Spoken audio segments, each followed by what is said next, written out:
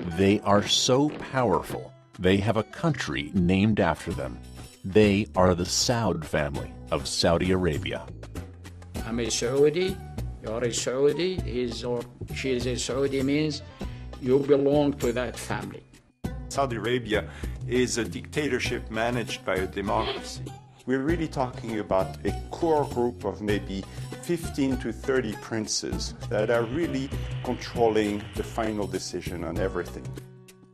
A kingdom the size of Western Europe, with a quarter of the world's known oil deposits, riches that could tip the balance of global history. But with an increasingly radical populace and a resource that won't last forever, is the sun setting on the House of Saud. It's a remarkable family in that it's held on to a fairly fragile country. They all know their survival depends upon staying together and staying in power.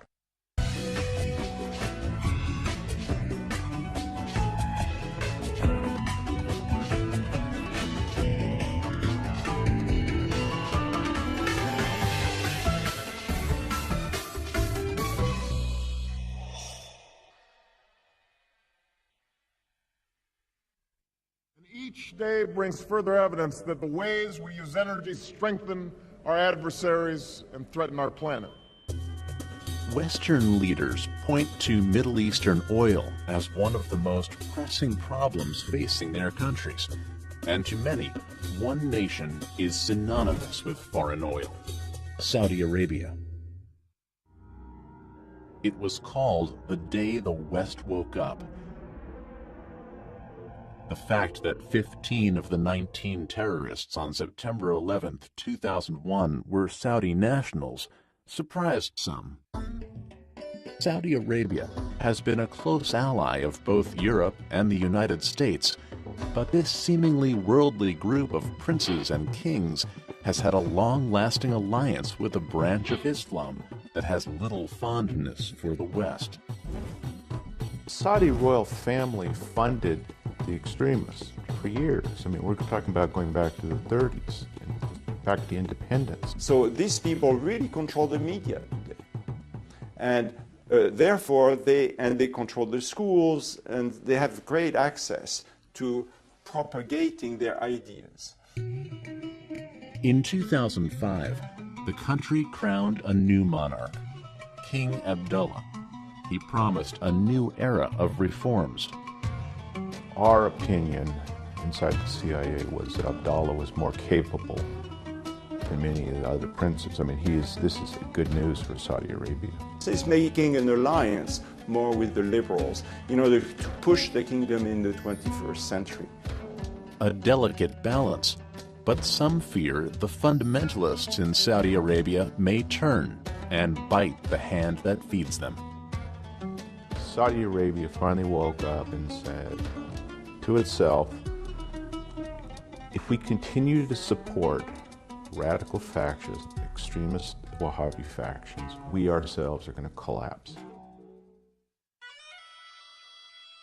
The dynasty ruling Saudi Arabia traces its roots to a desert past and to a visionary tribal leader from the mid-18th century. Mohammed ibn Saud went to rule the country and the tribes of Arabia, the majority of the Arabian Peninsula. They formed an alliance where the Wahhabis or Muhammad ibn Abdul Wahhab will be in charge of religion. The Wahhabists followed the teachings of Muhammad ibn Abdul Wahhab. Al-Wahhab and his followers reviled other religions, and especially adherents to other branches of Islam, like the Shia, who honor figures other than the original prophet, Muhammad. Abdul Wahhab felt that Islam had strayed from its true beliefs, so he wanted to go back to the original beliefs of the Quran and what had been taught by Muhammad. The Wahhabis are a very strongly missionary-oriented sect. They believe that Wahhabi Islam will save Islam. They had this fierce religious ideology, the willingness on the part of the Ikhwan, the Brotherhood as they were called, to die in battle, almost a willingness, a wish to die in battle. With the help of the puritanical Wahhabist holy warriors, the Saud clan conquered land throughout the Arabian Peninsula. In 1924, 5 generations later, Abdulaziz bin Rahman al Saud, also known as Ibn Saud, finally took over the holiest sites in Islam, Mecca and Medina. Ibn Saud is often seen as an Arabian Lawrence of Arabia, but he was better than Lawrence because he actually fought. Very tall, very big, had a lot of charisma and a lot of guts. I mean, he did a lot of, attacks in the middle of the night, completely desperate type of military attacks of other positions, which no one would have done. I mean, he was a man of great courage. He united the area's warring Bedouin tribes through both violence and intricate alliances.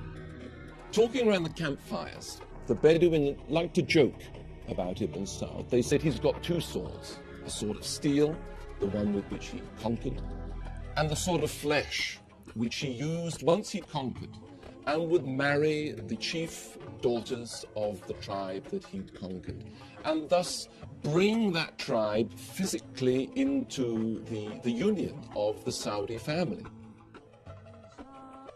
In 1932, he proclaimed this conglomeration of tribes between the Red Sea and the Persian Gulf his family's kingdom, Saudi Arabia, the Arabia of the Sauds. This patriarch and his 45 sons would rule into the next century in partnership with his religious allies. Wahhabi clerics were given wide control of the educational and legal systems. In the early 20s, Abdulaziz al Saud was able to really take the ideology of Wahhabism, and we might consider today that's the ideology of militant Islam, and to really make it into a political force in order to pull the tribes of Saudi Arabia together. And it's an Islam that we look at as abhorrent because it involves cutting people's heads off, enslaving women, and on and on, and all of the popular cliches we know about. The kingdom survived, largely from revenues charged to the Muslims from around the world who make the annual pilgrimage, or Hajj, to Saudi Arabia's holy sites. He charged Muslims to make the Hajj to Mecca. They had to pay a fee to be allowed into Saudi Arabia, and that's how he lived, frugally. But then, in the midst of the Great Depression, a new source of revenue presented itself, one that would change world history. Oil had been found in nearby Iraq, Iran, and Bahrain. He was able to have the vision to know what he did not know. He knew that he did not know anything about oil, so he was not going to go look for it himself. He knew it existed, he knew it could bring a lot of money to the kingdom, so he hired the oil company of Southern California, SoCal, to look for oil, and eventually it took them a long time, but they found oil. This precursor to today's Saudi oil behemoth, Aramco, gave the king $170,000 for the rights to drill. A drop compared to the many billions that the resource would one day produce for the royal family. This was a personal license to drill oil that Ibn Saud had granted in his lands. It was his money. And to this day, there is a sense in which the House of Saud consider the oil to be their own personal property. Along with news of our fuel oil shortages comes the fresh warning that our known oil reserves will be exhausted in 10 years at the current rate. Toward the end of World War II, Franklin Delano Roosevelt recognized the importance of Saudi oil to the United States and invited the king aboard the USS Quincy to officially open diplomatic relations between the countries. The desert monarch and the patrician from New York seemed to be so different, but Roosevelt scored points when he gave the aging warrior king his spare wheelchair. American firms have opened new fields abroad. Of these, one of the biggest and most important is Saudi Arabia. Beneath its blistering sands lies a near... With global shipping now safe again and a major customer secured, oil production resumed, and so did the flow of money.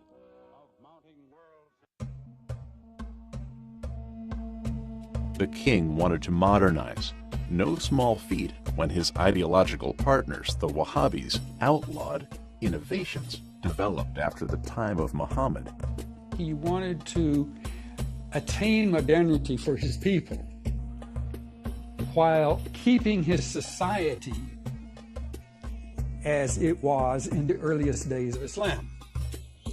This is a tall order, but it's a formula that he perfected and that enabled Saudi Arabia to maintain its puritanical religion and at the same time accept modernity that has come through to this day, I believe. And I think that was it showed amazing vision on his part.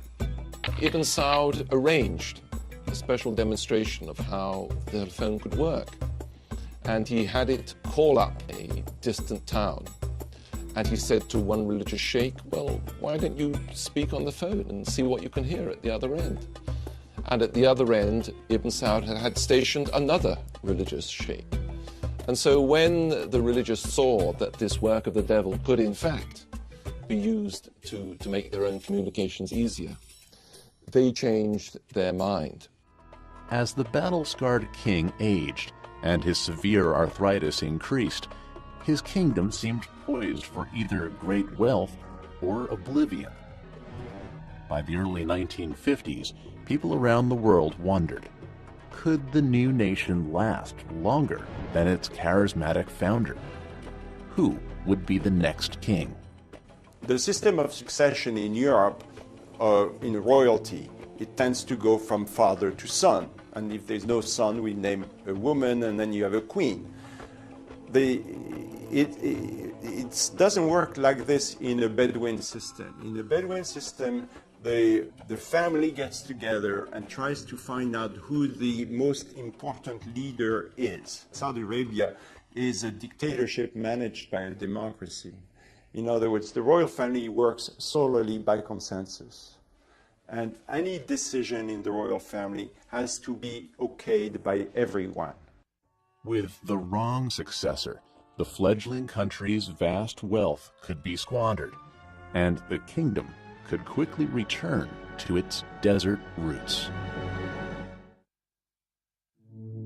The kingdom of Saudi Arabia was propelled from a group of desert tribes to a modern nation.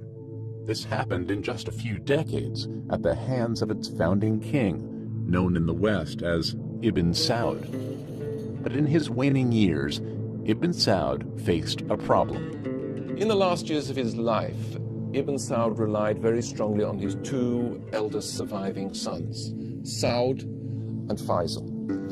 But most people who knew the two brothers knew that the second brother, Faisal, was the one who really had it in his head, the one who had the political ability.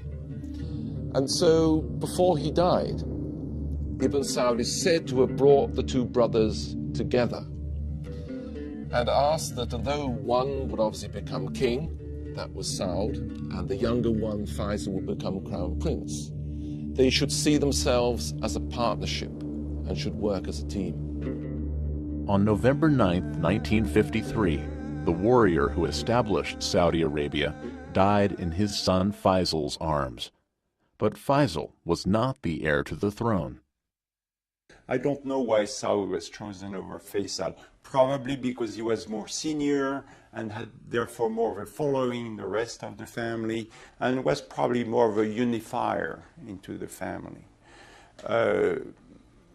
But he did not do well because he spent too much money too quickly. And he brought the kingdom to bankruptcy, basically. The new king, Saud, eventually built 10 palaces and in 1 year ran up $5 million in food bills alone. He gave solid gold watches to visitors, watches sporting his own portrait. They became known as Mickey Sauds. Saud was known as a mismanager. He was not what we would call a successful manager by modern standards. The country ran into huge deficits. He had a reputation for being more interested in the leisurely lifestyle than in the running of a country. Saud's extravagance even extended to his personal life. He had 52 sons and 55 daughters. Saud's brothers were concerned about the hemorrhaging budget, and their Wahhabi Muslim partners were concerned with his relationship with Egypt's Gamal Nasser, a proponent of socialism. Would the royal family council try to undo the will of the patriarch king? Would there be a coup d'etat?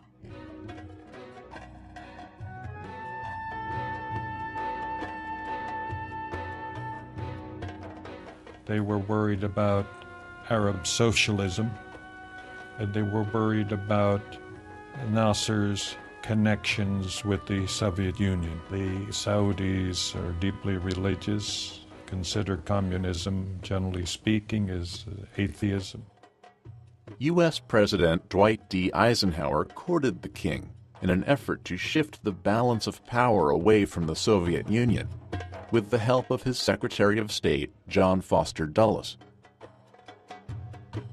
Eisenhower and Dulles had the idea for a time that Saud, representing the Saudi state, which was receiving more and more oil income, might be a useful counter to Nasser in the Arab world.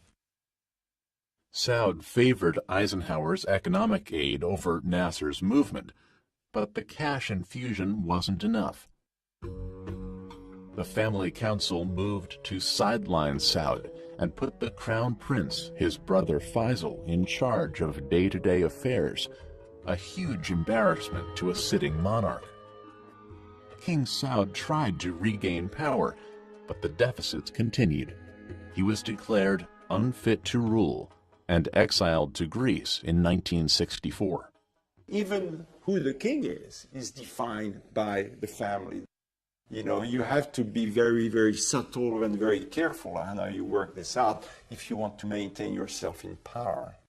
He simply was not up to running a country that was rapidly moving from the 7th century into the 20th century.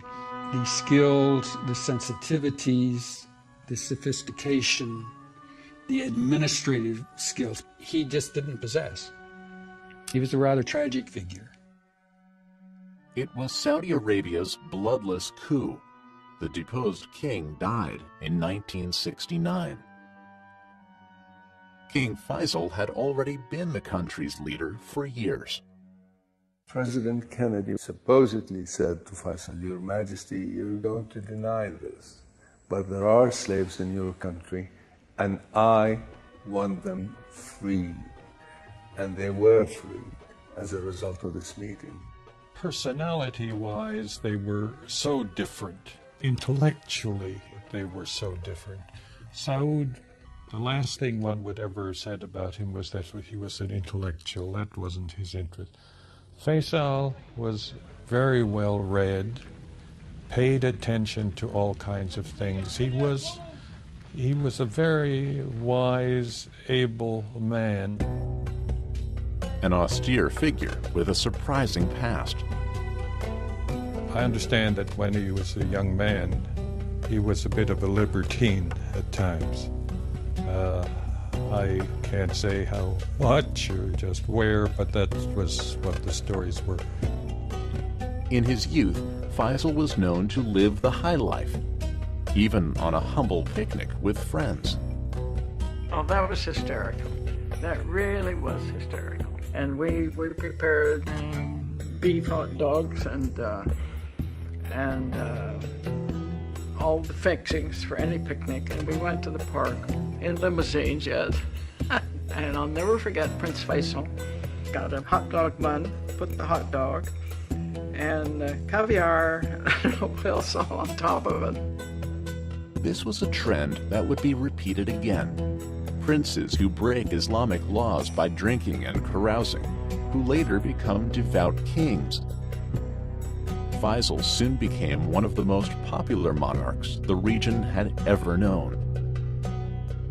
King Faisal, I think you could almost call him the idealized king. He was tall, he was very distinguished looking, much more educated and worldly than any of the predecessors. This popularity meant that Faisal was able to launch ambitious plans to modernize the country. He built hospitals, schools, and initiated massive irrigation projects. Faisal, more than any other king in the kingdom, is the person who actually propelled the kingdom to the modern era. The man would work 12 to 14 hours a day, receiving petitions, seeing foreign diplomats, meeting with his cabinet. So he was unlike any other Saudi ruler I have known. He was a creature of work. He was the cleverest king they ever had. And in some ways, revolutionary.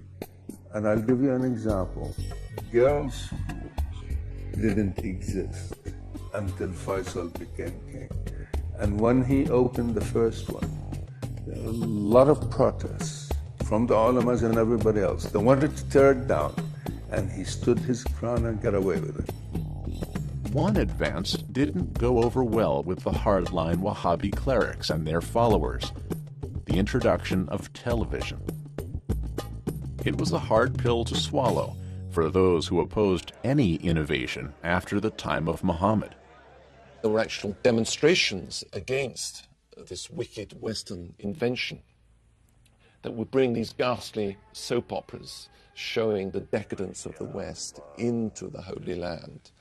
King Faisal insisted that this was an innovation which, under control, could actually enhance education and pushed it through.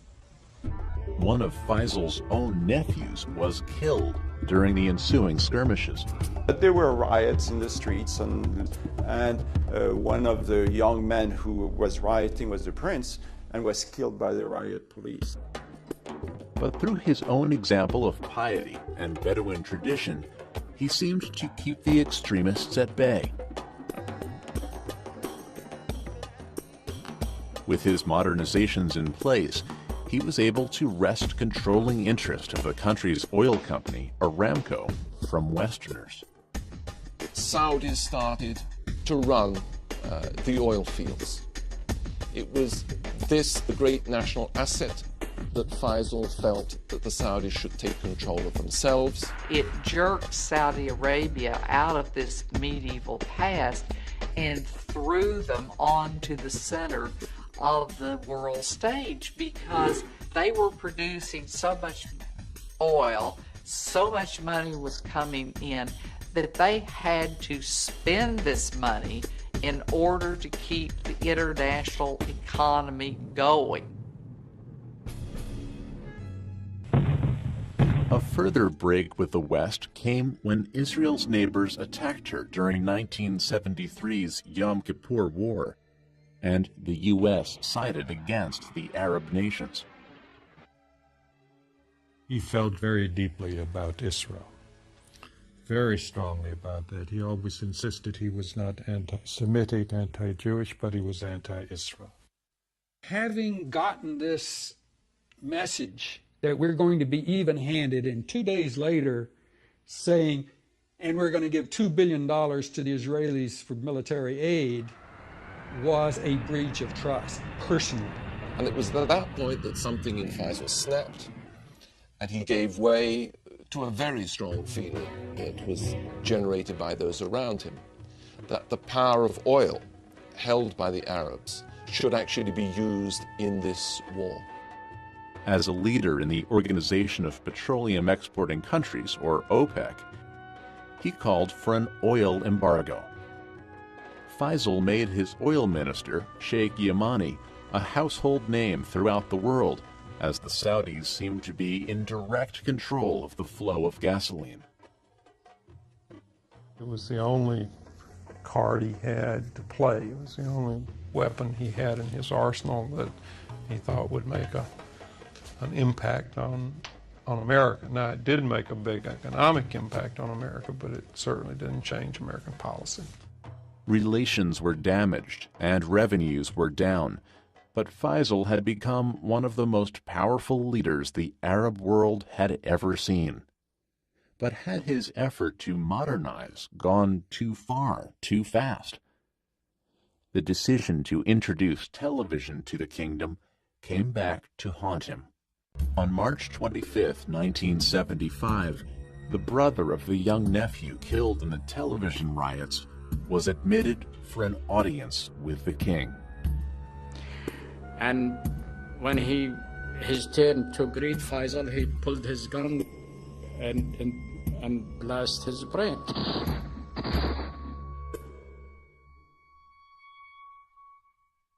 I was so horrified, I still am, to think a man of that caliber, a man of that dream, a man of that desire to make things better, had to reach such a horrible ending. One could argue that because he was killed, in great part because of his belief in modernity, it really made the country realize that that's what you had to do. In other words, he was sort of a martyr to the cause of the future. The nation went into mourning.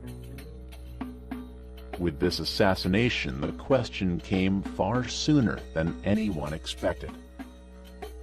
Who would take the reins of this emerging global powerhouse?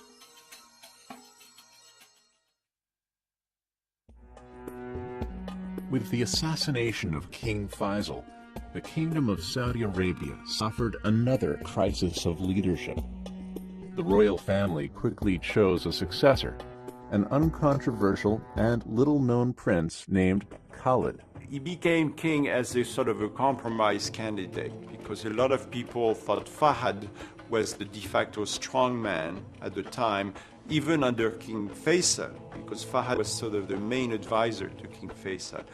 But Fahd, because of his reputation as a playboy and whatnot, did not always have the support of the rest of the family. So Khalid, who was thought by many people as not wanting to be king at all, sort of was made king as a peacemaker, as an interim personality until things could be sorted out. Khalid was more of a caretaker king. Unlike Faisal, who was always busy running a government, Khalid was much more comfortable in the tribal environment. He was the least remembered person and all of these people. He did nothing. He was not interested in becoming a king. He spent most of his time out in the desert. King Khalid loved sitting in the desert.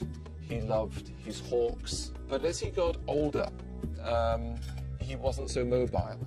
And so he had a sofa put into the back of an all-terrain vehicle and would go out hunting in that. During the reign of the caretaker king, there were major shifts in the Muslim world. In 1979, militant fundamentalists took over the mosque in Mecca. Saudi forces killed over 100 people. Taking over Mecca was truly for them a wake-up call. This cannot continue solving problems like this. The Saudis, remarkably, by the way, for a Middle Eastern country, backed away from violence. Just 1 month later, Afghanistan was invaded by the Soviet army. To the Wahhabi clerics, who were the royal family's partners, this was an unacceptable presence in the region. The Soviet Union was seen as godless. It was godless, and therefore a direct threat not just to Afghanistan but to the whole Muslim community. In Afghanistan, Saudi Arabia was the full partner of the United States. We both agreed the best thing to do was just hand out arms and money. Saudi nationals went in droves to fight the Soviets, including a young Osama bin Laden. It was very successful for the Saudis and successful for us. The Soviets were defeated. And all these young mujahideen, paid and trained by the Saudis and to some degree paid and trained by us, were also victorious. But actions have consequences. Khalid suffered a heart attack in 1982. He died just 7 years into his reign. Khalid's legacy, the Saudi involvement in Afghanistan, would have major repercussions in years to come. How do you reintegrate young warriors when they come back victorious from a war? They looked and they saw, instead of a country ruled by shepherd kings living austere Muslim lives, they saw a country that was run by and for the benefit of the royal family, and where there was a gap between what the royal family said and what it actually did. With Khalid's death, the crown prince Fahd became king. By reputation, he seemed the opposite of the austere Muslim that the Wahhabist populace expected of their leader. Word had it that he had once lost $6 million in a single night in Monte Carlo. He owned yachts, an estate in Spain. Even Fahd's weight was seen as a symbol of royal decadence.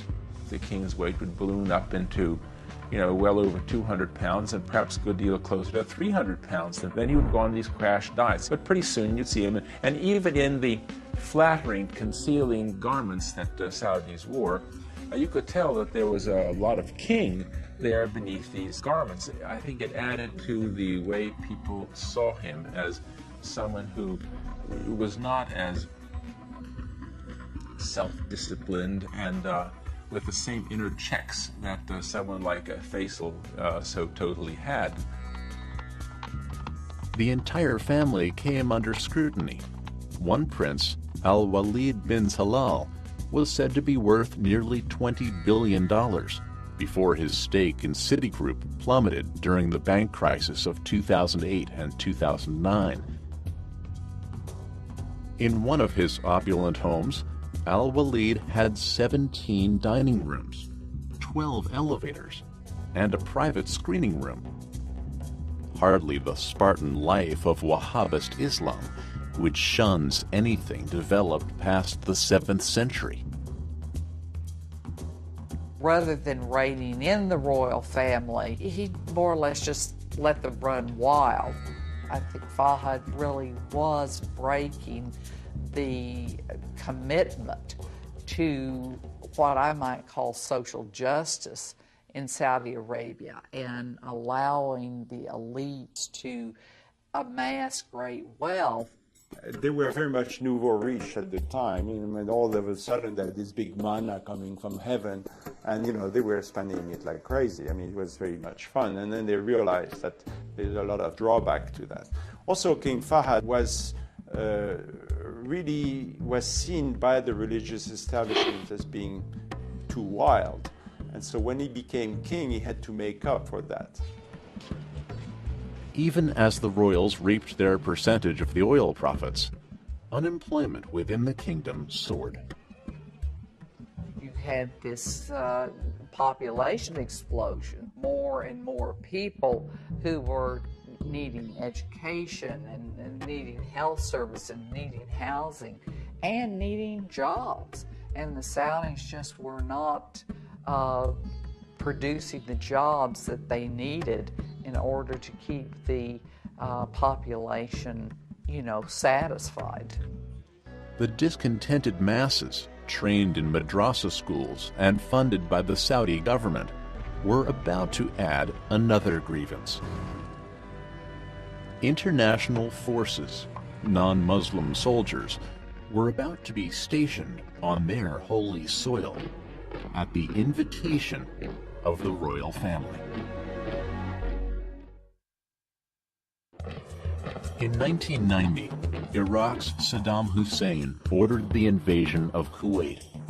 An international coalition was poised to take Kuwait back. King Fahd, fearing that his kingdom was also in Saddam's sights, agreed to station foreign troops on Saudi soil. Saudis had always had a real fear and resentment of an American military presence in Saudi Arabia for two reasons. One, they are xenophobic, and the idea of armed foreigners in the country was very disquieting to them. Another thing that was of grave concern to them was that they consider Saudi Arabia to be sacred soil because it is the place where Mecca and Medina are. As if to counter the criticisms, Fahd continued to fund the religious right. He allowed the conservatives to take over society. And under the years of King Fahd, society became very, very closed. Women were not allowed to work when they were allowed to work before. Of course, they still are not allowed to drive. Foreigners were really kept aside, etc., etc. And they gave a lot of money to movements outside, proselytizing movements outside Saudi Arabia to push this conservative Wahhabi trend. And so the religious right was always reluctant to attack the royal family. I mean, they were the financiers. But the efforts didn't silence the most radical elements, especially since 5,000 American troops remained after the first Gulf War, a fact that made the top of Osama bin Laden's list of grievances. He uses the American presence to recruit some of these religious extremists who are trained in Saudi universities to literally hate non-Muslims. And look who is supporting the Saudi royal family. The infidels are supporting them, who happens to be having bases in our country. In November 1995, angry rhetoric turned to violence. A U.S.-run training facility in Riyadh was bombed, killing 5 Americans and 2 citizens of India. King Fahd claimed to have found and executed the guilty terrorists, but U.S. law enforcement agents complained that they had never been given access to the investigations. From our point of view here, of course, we viewed it as the killing of U.S. servicemen, and therefore we wanted to be involved. But from the Saudis, it was on their territory, and they were going to lead the operation, and they were going to manage how it was investigated. The following year, terrorists drove a truck with 5,000 pounds of explosives into an international complex called the Khobar Towers. 19 Americans were killed, and nearly 400 people of various nationalities were injured. This was a strike at the royal family, bring it down. And I think it was vulnerable.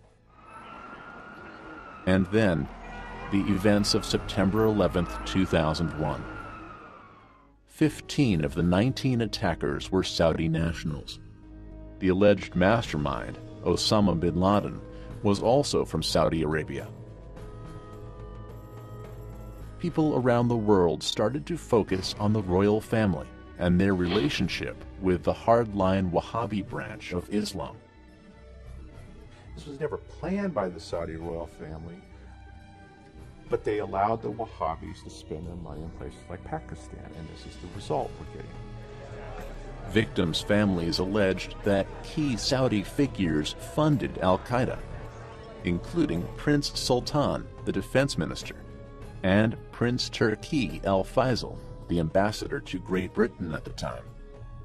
Although we cannot prove that high-ranking Saudi officials committed this atrocity, we know for a certainty that they were the terrorists' travel agents who delivered them well-fed, well-trained, and well-equipped to the World Trade Center that day. Most of these allegations were dropped by 2005, but damage had been done. The Saudi monarchs threatened to divest of key investments in the United States. During this period, Fahad suffered a debilitating stroke, and Crown Prince Abdullah took responsibility for day-to-day operations.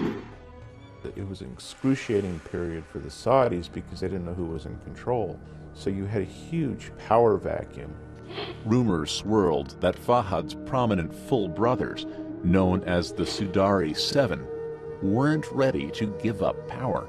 The Sudari Seven they had a single mother from Sudair. It was the favorite wife of Abdulaziz, the founder of Saudi Arabia, and they had 7 boys out of this relationship, who were all very capable, politically well-connected, and have run the key industries in Saudi Arabia, and they act as a faction.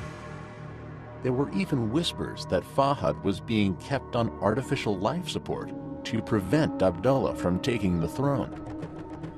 In these inner circles of the royal family, no one knows how decisions are made. No one knows why they're being made. And I don't know whether it's a possibility. I don't know whether that was the fact or not. I think it's really what I would call a rumor. But of course, in the Middle East, rumor is news, you know. Inside and outside Saudi Arabia, some worried that the crisis of leadership could mean the end of the kingdom. Saudi Arabia in 2003 and 2004 was on the brink of an insurrection, a Wahhabi insurrection. In 2005, King Fahad died after being seriously ill for 10 years. The Crown Prince Abdullah became king. You know, he's supposed to be a very simple man, as simple as a man worth billions of dollars can ever be, you know. But he's supposed to be able to talk to the people and to speak very straight to the people. And in fact, he's been criticized in some circles for not being diplomatic. He says it the way it is. He knows he's very old, he's got to achieve things, and he will not waste his time on people, you know, being gentle and nice. He just tells them straight. We always knew all along that he was going to be a much more, what could I say, more responsible leader is not the word. He's not particularly pro-American. I mean, he personally despised the Bush administration. Held it responsible for the war in Iraq. Relations between the Saudi royal family and the United Kingdom also hit a rough patch. That country's serious fraud office investigated a scheme in which Prince Bandar, son of Saudi Arabia's defense minister, took massive bribes from the arms manufacturer BAE Systems. It was very well known in the kingdom that the BAE contracts had been subject to probably some kind of understandings on how the payments were made. And what I did not realize is that there would be $2 million a month passed on by BAE to Prince Bandar in Washington. Things went from bad to worse when Prime Minister Tony Blair called for the investigation to be halted. I don't believe the investigation incidentally would have led anywhere except to the complete wreckage of a vital strategic relationship for our country. The Prime Minister of Great Britain compromised his country's judicial system, democratic values, and tradition because of threats from the Saudi ruling family. That's a very dangerous precedence. As king, Abdullah could finally roll out more of the reforms that he promised. But change can happen slowly in the Middle East. The real point is management inside the country. And, you know, frankly, I didn't think this was going to be this smooth. Saudi Arabia is stepping into the 21st century. Slowly, but it's coming in. Because he believes that the kingdom will only reach its potential if it's allowed to develop economically, and that means really moving away from the conservative religious establishment. Abdullah has also started to carry out his goal to loosen ties to the West. He tried also very hard to go east to China and to India and have arms deals and arms sales with these people in cooperation. And he felt comfortable with that. And he used that actually as a blackmailing instrument against the West. You know, we are not the only boys and girls in town. I mean, China and India, their economies, they will use our oil. We could get arms from them, we could services, so we don't need you as much as we do. Whatever his reputation, Abdullah seemed to hold particular sway with the product of another oil family, President George W. Bush. The big image we have of this is when Abdullah went to Crawford, Texas, and talked to the president and walked with the president around the compound there. And that meeting in Crawford was very important for the Saudis. Not so much for the war in Iraq, which there was always disagreement, and they'll never agree with us on anything on that. But one of the big decisions that were taken at Crawford, which didn't make headlines at the time, was the fact that the king was able to convince the president to allow Saudi Arabia into the WTO, against a lot of the objections of the Europeans. Today, Abdullah is pushing to diversify, making the kingdom less dependent on one resource. If the price of oil stays down below $30 for a long period of time, Saudi Arabia will once again face existential problems, as will the rest of the Gulf. So they're spending an enormous amount of money on education to bring more research, more dependence on science.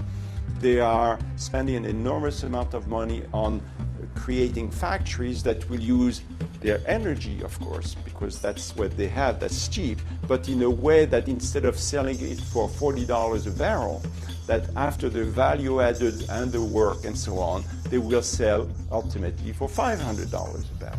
Abdullah is the right man at the right time. He has maintained his ties to the traditionalists. He is very well respected by all Saudis as being pious, uncorrupted.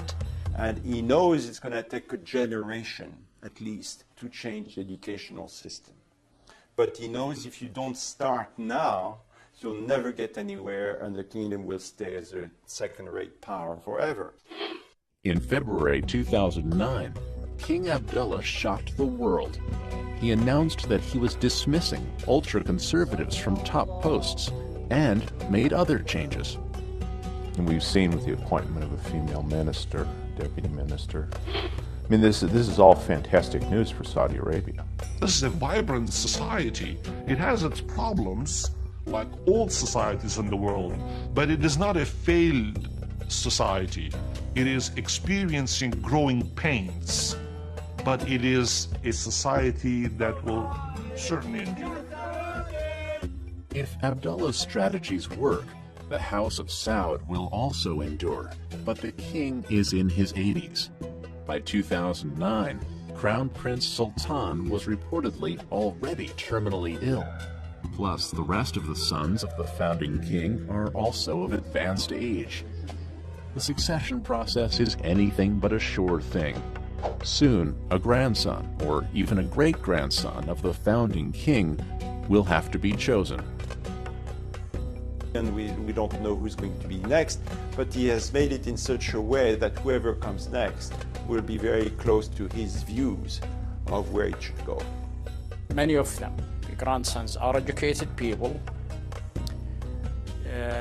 very detached from the past. I mean, from the Bedouin traditions like King Abdullah and his brothers. They grew up in semi-nomadic life and, like to the sword dance and go to the desert and hunt. These new generations grow up like many other generations with computers and public universities in the West and other places.